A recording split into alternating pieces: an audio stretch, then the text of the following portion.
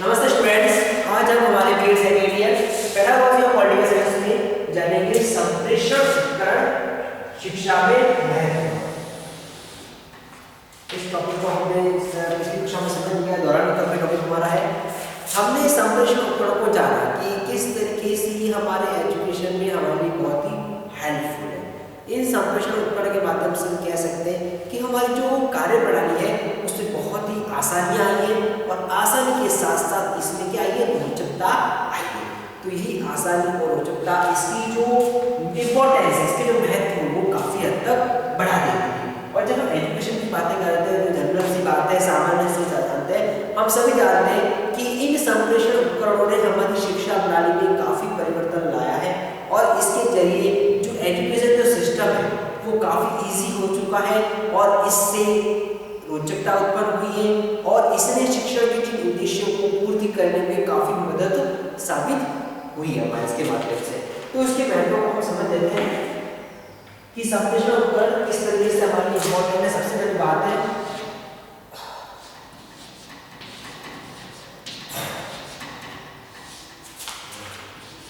विषय वस्तु की स्पष्टता। विषय वस्तु की स्पष्टता, जो स्पष्टता है, जो हमारा डाउट जो क्लियर हो जाता है, वो हम कह सकते हैं कि संप्रेषण उपकरणों के प्रयोग करने से काफी हद तक आसानी हो जाती है। कोई भी कंटेंट को हम अगर संप्रेषण उपकरणों का सार लेकर कक्षा कक्ष में पढ़ाते हैं तो इसके माध्यम से बच्चों के अंदर एक इंटरेस्ट नहीं होता है, बच्चों का जो ध्यान है वो एकाग्र बना हुआ रहता है और वो इसके माध्यम से आसानी से उसको अपने अंदर आत्मसात उस ज्ञान को कर लेते हैं। मान लीजिए हमने किसी प्रोजेक्टर के माध्यम से हमने कोई कंटेंट समझाने के लिए कोशिश करी है, तो प्रोजेक्टर के माध्यम से जब समझाते हैं तो उसमें हम अलग अलग ग्राफिक्स देख सकते हैं, इमेजेस देख सकते हैं, कोई क्लिप हो सकती है। ये सारी के सारी हमारे लिए काफ़ी हेल्पफुल होती है, बच्चों के लिए हेल्पफुल है, मदद करती है और इससे जो कंटेंट है वो आसानी से क्लियर हो जाता है। ठीक है, इसके साथ ही हम देखते हैं कि हम टेक्नोलॉजी का सामान जो ज़माना है उसमें हम ऑनलाइन बेस पर कुछ ढूंढने की कोशिश करते हैं तो हमारे सामने उसी एक इन्फॉर्मेशन से रिलेटेड बहुत सी नॉलेज, हमारा बहुत से जो डेटा है हमारे सामने आ जाता है, बहुत से जो बातें सामने आ जाती है। तो इससे हमारे डाउट्स हैं वो डाउट्स क्लियर बहुत अच्छे से हो जाते हैं। तो इससे हमारी विश्वास क्या हो जाती है, स्पष्ट हो जाती है। अगला है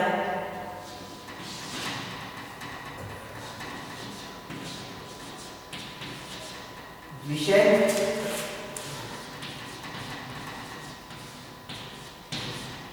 सामग्री में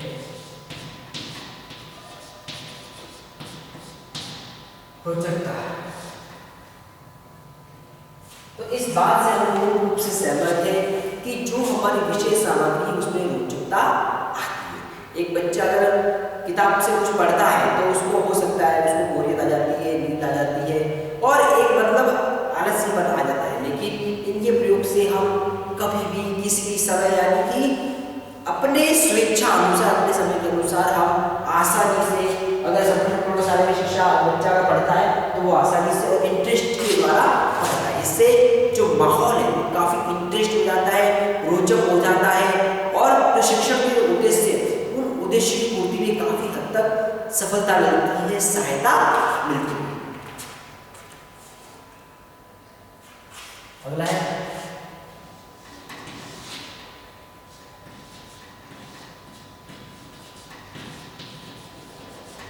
विभिन्न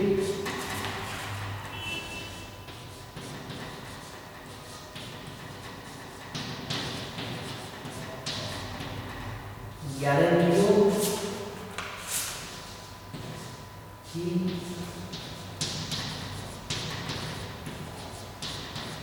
सक्रियता।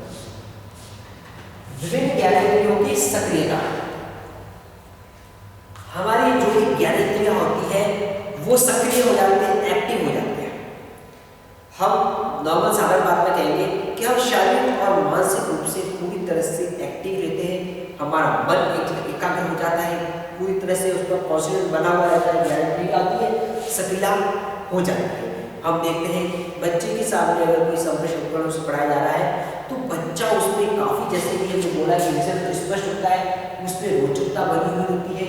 यही रोचकता हम कह सकते हैं कि उसकी गारंटी क्या है, पूरी तरह से यहाँ पर सक्रिय बनी हुई रहती है।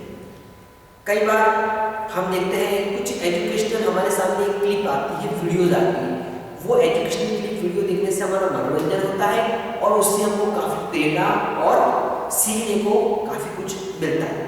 तो हम इस तरीके की जो हमारे सामने सिचुएशन क्रिएट होती है, उस सिचुएशन हमारे लिए क्या करती है, हमको बहुत एक्टिव बना देती है, हमको सक्रिय बना देती है। तो ये सक्रियता हमको काफ़ी कुछ सिखाती है और हम कह सकते हैं इसके माध्यम से हम आसानी से कोई भी नॉलेज सीख सकते हैं। छोटी क्लास के बच्चों की बात करें तो छोटी क्लास के बच्चों का जो मन है वो काफ़ी चंचल होता है, एक जगह स्थायी रह पाना काफ़ी मुश्किल होता है।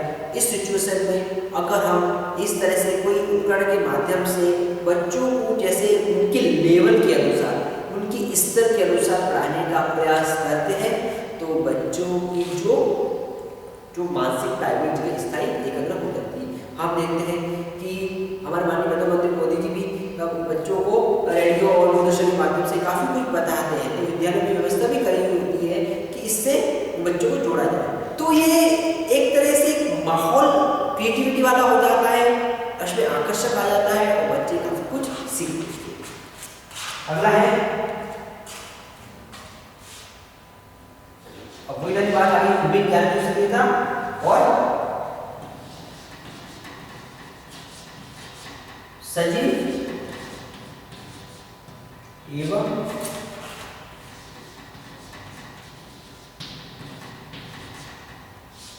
सक्रिय वातावरण। सजीव एवं सक्रिय वातावरण। अब सजीव या सक्रिय वातावरण, कई बार ऐसा होता है क्लास रूम की जो हमारी टीचिंग होती है, कक्षा का शिक्षण होता है, उसमें हम उम्मीद देखते हैं कि बच्चों में एक बोरियत उत्पन्न होती है। किताब के अंदर जो ज्ञान होता है उससे ज्ञान तो बहुत कुछ हमको मिल जाता है, ठीक है, और ये हम कह सकते हैं, इसको हम इग्नोर नहीं कर सकते, ये हमारे लिए बहुत ही महत्वपूर्ण इंपॉर्टेंट है। कहीं भी कितनी भी टेक्नोलॉजी तकनीकी आ जाए और सब बदल जाए, लेकिन जो किताब की कमियां हैं कोई पूरी नहीं कर सकता है। हमारे ज्ञान को एक मजबूत प्रदान करने का एक आधार है। लेकिन हम कह सकते हैं कि इन संप्रेषण उपकरणों के माध्यम से कई बार कुछ बातें होती है जो बच्चों को हो सकता है कि सजीव रूप में बतानी हो। तो इस सिचुएशन में जैसे मान लीजिए हम किसी महाद्वीप के बारे में बता रहे हैं, किसी घटना के बारे में बता रहे हैं, किसी पर्वत, नदी, तालाब, जलवायु के बारे में किसी भी संदर्भ बता रहे हैं, या फिर पर्यावरणीय ज्ञान दे रहे हैं, कोई संगीत कला संबंधित ज्ञान दे रहे हैं, तो इस सिचुएशन में हम उस जो संप्रेषण को जो भी हमारे साथ अवेलेबल है, जिसके माध्यम से हम करवा रहे हैं, तो उस सिचुएशन में हम देखते हैं कि बच्चों के सामने हम उसको वातावरण क्या कर सकते हैं, सजीव कर सकते हैं। बच्चा एक तो सैद्धांतिक तौर पर पढ़ता है, लेकिन हम उसको जब कुछ प्रैक्टिकली कुछ बता रहे हैं तो उसको पूरी तरह से देख रहा है और समझ रहा है। तो यही हम कह सकते हैं कि सजीव और एक सक्रिय वातावरण पर क्या हो जाता है, क्रिएट हो जाता है, बढ़ जाता है। अगला है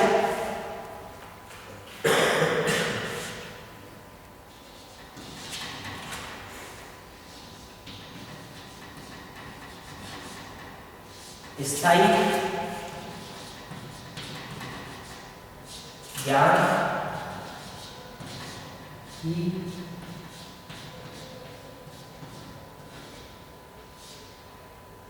प्राप्ति। स्थायी ज्ञान की प्राप्ति, स्थायी ज्ञान, जो ज्ञान होता है वो काफी हद तक स्थायी होने के चांस रह जाते हैं, क्योंकि हम वो देखते हैं कि जो हम तो सुनते हैं और एक देखते हैं, उसमें फर्क होता है। सुनने वाली बात हमको जितनी अच्छे से याद नहीं होती, वो देखने वाली बात हमको अच्छे से याद हो जाती है। जो हमारे आई से, आंखों से, फेस टू फेस देख कर समझते, उस ज्ञान में स्थायित्व आना स्वाभाविक हो जाता है, वो चीज़ हमको अच्छे से समझ में आ जाती है। हम हमारे दिनचर्या जीवन में बहुत कुछ सुनते हैं, लेकिन सुनी हुई बातें समझ में तो आती है, लेकिन स्थायी रह जाए इसके चांस बहुत कम रहते हैं। बहुत कम ऐसी बातें जो हमारे लिए स्थायी बन जाती है, लेकिन जीवन में कुछ बातें, कुछ घटनाएं ऐसी हो जाती है जो हमारे देख करके समझने के बाद हमारे जीवन में स्थायी बन जाती है। तो यही बात यहाँ पर लागू होती है कि संप्रेषण उपकरणों के प्रयोग से जो ज्ञान बच्चों को दिया जाता है उसके स्थायी रहने के चांस उत्पन्न हो जाते हैं। ठीक है, अब हम देखते हैं कि जैसे कि एक जनरल सी बात है कि साइंस वगैरह में जैसे कि प्रैक्टिकली जो नॉलेज होता है लैब में जो प्रैक्टिकल होता है वो ज्ञान अच्छे से सीखा जाता है, क्योंकि जब तक हम किसी चीज़ को प्रैक्टिकली नहीं करते वो हमको समझ में नहीं आता है। तो हम ये नहीं कह सकते कि सभी के लिए प्रैक्टिकल जरूरी है, लेकिन कुछ बातें ऐसी होती है, कुछ जानकारी ऐसी होती है जिनको प्रैक्टिकली किया जाना बहुत ही आवश्यक है। तो यही प्रैक्टिकल नॉलेज हम कह सकते हैं कि हम इन संप्रेषण उपकरणों के माध्यम से बच्चों तक पहुँचा सकते हैं और इससे हमारा जो ज्ञान है उनका स्थायी होने के चांसेस। अगला है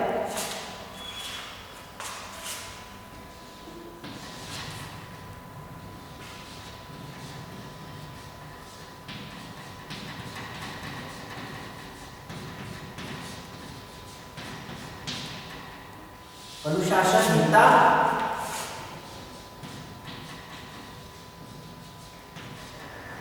रोकने में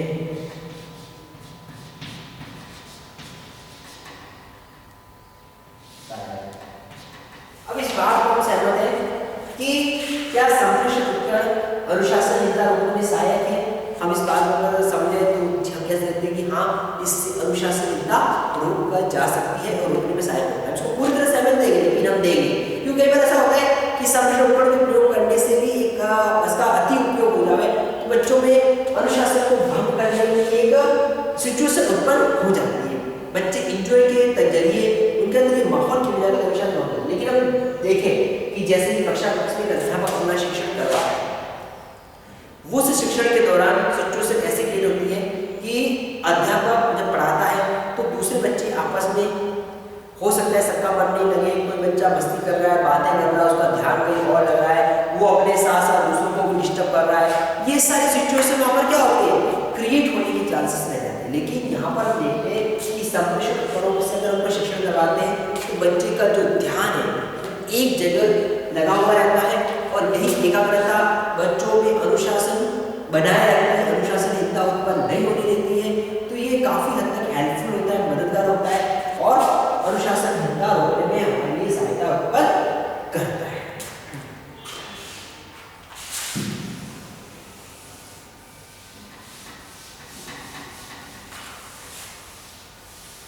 अगला है इसमें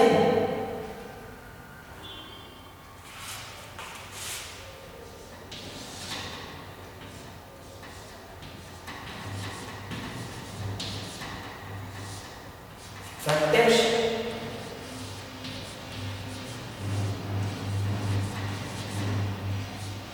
अनुभव का अच्छा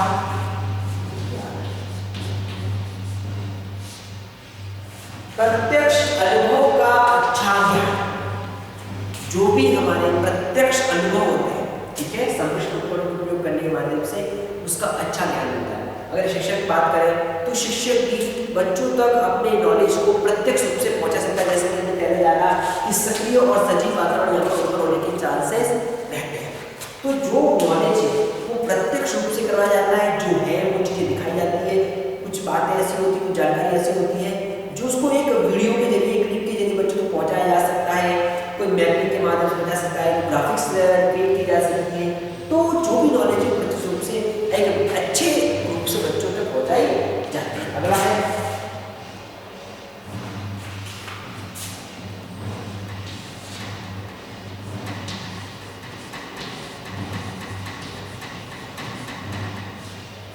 शिक्षण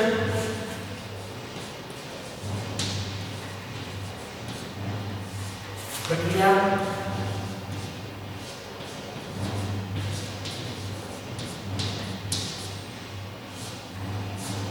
विकास, शिक्षण प्रक्रिया का विकास।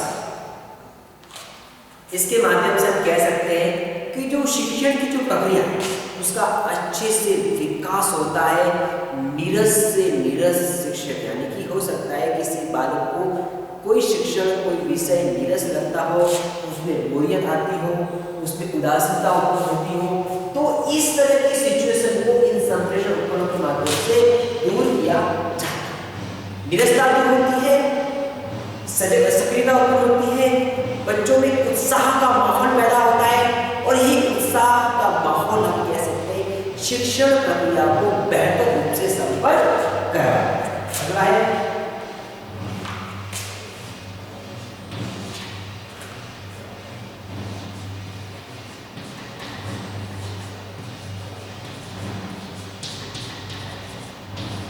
मनोवैज्ञानिक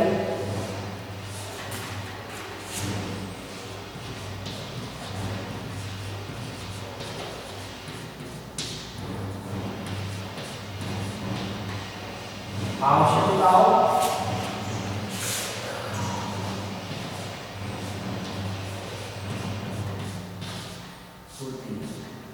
मनोवैज्ञानिक आवश्यकताओं की पूर्ति क्लासरूम के जो बालक होते हैं कक्षा कक्ष में वे सभी स्तर के हो सकते हैं। यानी कि इस तरह का हम समझ सकते हैं कि जैसे मान लीजिए कि कोई बालक कम बुद्धि वाला है, मध्य बुद्धि वाला है, कोई सामान्य, कोई अच्छे, कोई उत्कृष्ट, इस तरह से जो आईक्यू लेवल होता है बच्चों का अलग अलग तरीके से होता है। तो इन संरक्षणों के माध्यम से हम कह सकते हैं कि इस मनोवैज्ञानिकताओं का ध्यान रखा जाता है। साइकोलॉजी को समझते हुए, बच्चों की आवश्यकताओं को समझते हुए हम क्या करते हैं, वहाँ पर शिक्षण को करवाते हैं, शिक्षण प्रक्रिया को बेहतर बनाते हैं। तो सभी आईक्यू लेवल के जो बालक होते हैं, सभी स्तर के बालक होते हैं, उन बालकों को शिक्षण को ग्रहण करने में किसी तरह की कठिनाइयों का सामना नहीं करना पड़ता।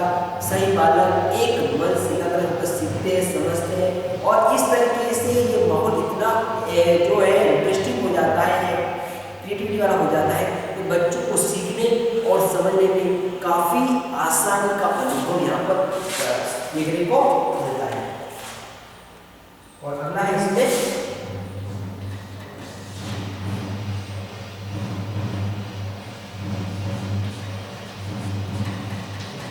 मानसिक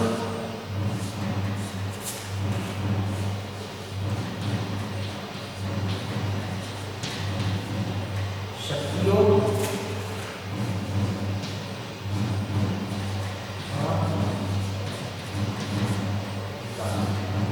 मानसिक शक्तियों का विकास। मानसिक शक्तियों का क्या होता है, यहाँ पर विकास होता है। बच्चे मानसिक रूप से प्रिपेयर होते हैं, तैयार होते हैं हर बात को सीखने के लिए, जो बातें को बताई जाती है, जो ज्ञान को दिया जाता है। तो इससे बच्चे जैसे कि शारीरिक में बना हुआ रहता है, लेकिन जब हम सैद्धांतिक कक्षाओं की बातें करते हैं तो सैद्धांतिक कक्षाओं की सिचुएशन क्रिएट होती है कि बच्चा शारीरिक बना तो रहता है, लेकिन कई बार बच्चा मानसिक रूप से वहाँ पर प्रिपेयर नहीं हो पाता, तैयार नहीं हो पाता। लेकिन इस जो तरीका है, यदि संप्रेषण उपकरणों को शिक्षा की यूज करते हैं तो इससे बच्चा फिजिकली और मेंटली दोनों रूप से वहाँ पर तैयार रहता है, प्रिपेयर करता है अपना। और इस तरह से बच्चों की जो मानसिक शक्तियाँ होता है, उन मानसिक शक्तियों का बेहतर और अच्छे तौर पर वहाँ पर विकास होता है। तो ये कुछ बातें हैं जो हम समझने से शिक्षा में क्या महत्व है। अब इसी टॉपिक को कंटिन्यू करते हुए हम समझ लेते हैं कि इसकी जब हम संप्रेषण उपकरणों का यूज करते हैं तो इसके लिए हमको कौन कौन सी आवश्यक बातों और शर्तों का हमको ध्यान रखना है।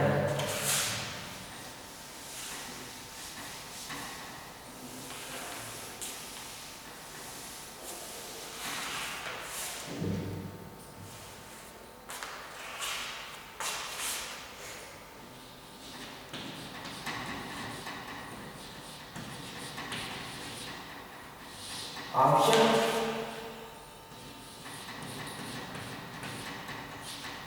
शर्त,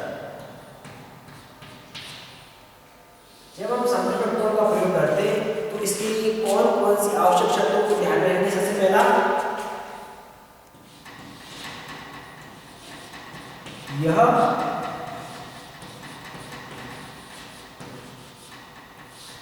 साधन है,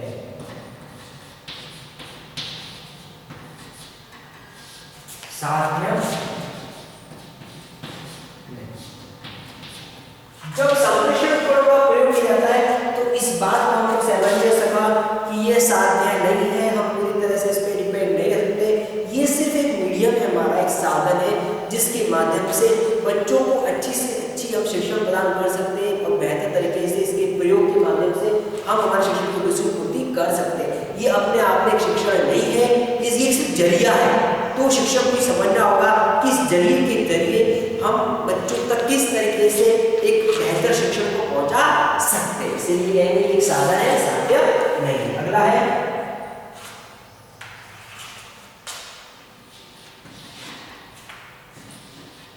इसके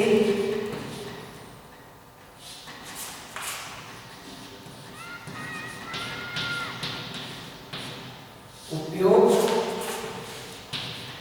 से पूर्व इसकी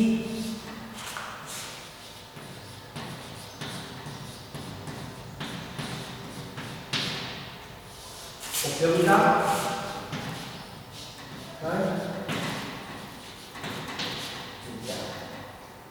इसके उपयोग से पूर्व इसकी जो उपयोगिता, ये हमको अच्छे से समझनी होगी, क्योंकि जब हम संप्रेषण उपकरणों का प्रयोग करते हैं तो ये हमको समझना होगा कि इसका उपयोग शिक्षण के उद्देश्य की पूर्ति करेगा, बच्चों को बेहतर ज्ञान प्रदान करेगा। लेकिन यही संप्रेषण उपकरण अगर मनोरंजन का रूप ले लेते हैं और शिक्षण के उद्देश्य से भटक जाते हैं तो हमारा जो प्रयास है या जिस उद्देश्य को लेकर हमने इसका प्रयोग किया है वो यहाँ पर व्यर्थ होने के चांसेस बन जाते हैं। इसलिए हमको इस बात को अच्छी बात से समझना होगा कि इसका उपयोग करते समय क्या ये हमारे लिए उपयोगी है और उपयोगी है तो किस तरीके से, ये हमको अच्छे से समझना होगा। अगला है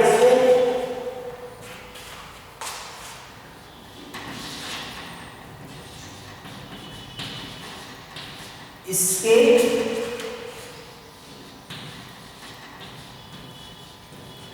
उद्देश्य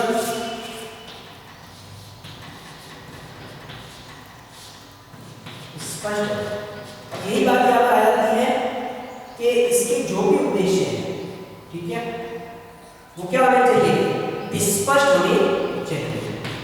तो ये बात हमें जानी कि इसकी उपयोगिता स्पष्ट होनी चाहिए। तो उपयोगिता के साथ साथ इसका उद्देश्य होने चाहिए कि जो संप्रेषण उपकरण प्रयोग में ले जा रहे हैं वो संप्रेषण उपकरण किन उद्देश्यों से लिए जा रहे हैं और ये हमारे उद्देश्य किस तरीके से पूर्ण करते हैं, इस बात की हमको यहाँ पर समझ होनी चाहिए। अगला है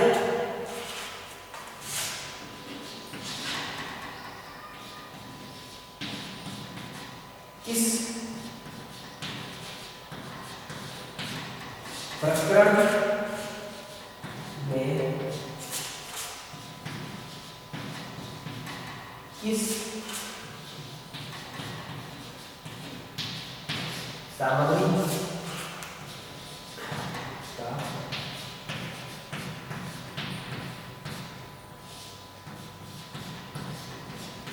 अब हमको इस बात को भी समझना है कि जो कंटेंट हमने लिया है वो टॉपिक के अकॉर्डिंग किस तरीके से है और उसके अंदर कौन सी सामग्री प्रयोग लेनी है। यानी कि हम जो कंटेंट के रिलेटेड जो हम लेते हैं तो उस कंटेंट से रिलेटेड जो हमारे सामग्रियाँ है उस सामग्री किस तरीके की होनी चाहिए और किस तरह से प्रकरण में काम आएगी, इस बात को हमको संप्रेषण उपकरण से लेना पड़ेगा। ये संप्रेषण उपकरण अपने आप में विस्तृत होते हैं तो ये हमको किस तरीके से यूजफुल रहेंगे, इस बात की हमको समझ होनी चाहिए। अगला है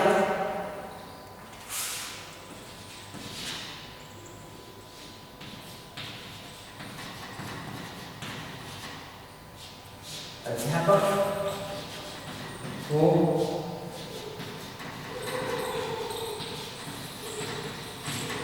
संप्रेषण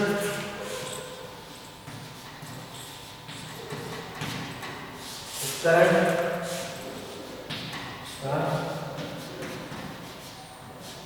अध्यापक को संप्रेषण उपकरण का ज्ञान। खास बात है कि टीचर होने के नाते जब हम संप्रेषण उपकरण का यूज कर रहे हैं, इसका उपयोग कर रहे हैं, तो हमको इसके बारे में पता होना चाहिए कि ये किस तरीके से यूज किए जाते हैं। इसका पूरा नॉलेज होना चाहिए कि इसको ऑपरेट कैसे करना है, चलाना कैसे है, बच्चों के सामने कैसे प्रस्तुत करना है, ये साल का सारा नॉलेज हमको अच्छे से होना चाहिए, तभी जाके सही होगा। अगर हमको उसका नॉलेज नहीं है और फिर हम बच्चों के साथ उपयोग कर रहे हैं और हम उसको सही से ऑपरेट नहीं कर पाते हैं, तो बच्चों को इसका नेगेटिव इफेक्ट पड़ेगा कि टीचर होने के नाते हम इसका यूज करना भी नहीं चाहते। इसलिए हमको इसका सही उपयोग करने से पहले इसका नॉलेज होना जरूरी। अगला है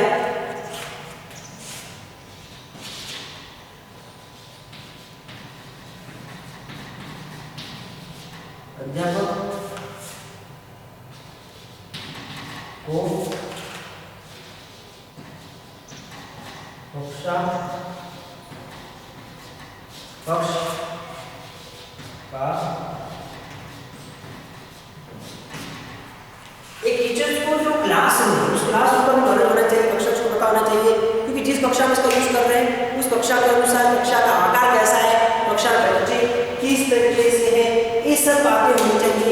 तो क्लास को समझते हुए, क्योंकि हो सकता है कोई क्लास ऐसी हो कि वहाँ फैसिलिटी नहीं हो, ठीक है ना, कोई बैकवर्ड इलाका हो, क्षेत्र हो, वहाँ फैसिलिटी नहीं हो और फिर हम सर्वे क्षेत्रों की बातें करते हैं, तो ये थोड़ा हमारे साथ डिफिकल्टी है, आपको मुश्किल प्रदान कर सकता है।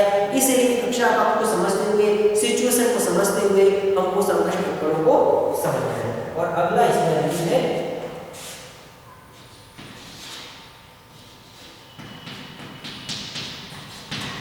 छात्रों के स्तर का, ये भी हमारे लिए बहुत जरूरी है।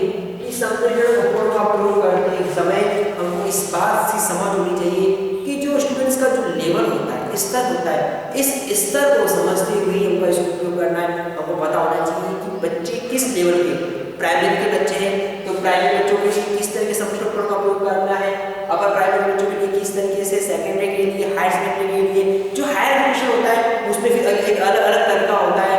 तो हर स्तर के बालकों के लिए इस संप्रेषण उपकरणों का जो तरीका है वो भी भिन्न भिन्न प्रकार का होता है, तो इसके स्तरों का भी हमको नॉलेज होना चाहिए। तो हमने कुछ बातें जानी क्लास में कि संप्रेषण उपकरण का शिक्षा में उपयोग किस तरीके से है और ये आवश्यक शर्तें किस तरीके से रखता है कि हमको समझना है कि एक साधन है, साध्य नहीं है, इसको हमको सिर्फ साधन के रूप में यूज करना है, अपने आप में शिक्षण नहीं हो सकता, ये शिक्षण कराने का जरिया है। इसके उपयोग से इसकी उपयोगिता पर विचार करना चाहिए कि किस तरीके से उपयोगी हमारे लिए, इसके उद्देश्य स्पष्ट होने चाहिए, किस प्रकरण में किस नाम का यूज करना है, ठीक है। अध्यापकों को संप्रेषण उपकरणों का अच्छे से ज्ञान होना चाहिए, अध्यापक कक्षा का ज्ञान होना चाहिए और सबसे ज्यादा छात्रों के स्तर को भी ज्ञान होना चाहिए। तो ये आगे हमने कक्षा में जाना। अब इससे रिलेटेड हम लोगों का असाइनमेंट है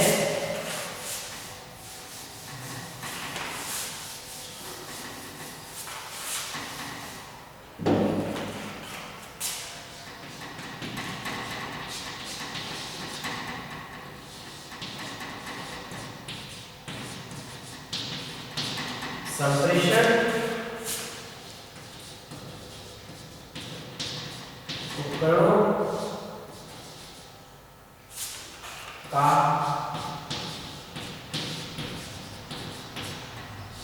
शिक्षा में महत्व है।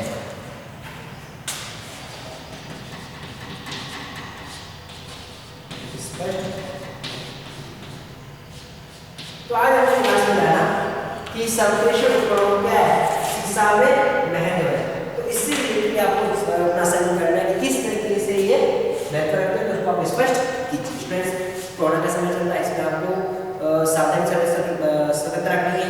भीड़ भाड़ में जाने से पहले अपने आपको मतलब फेस को है मास्क से ढकिए, लोगों से दूरी बनाइए, अनावश्यक वस्तुओं को, चीज़ों को छूने से बचिए, क्योंकि इसी से आपदा हो सकता है।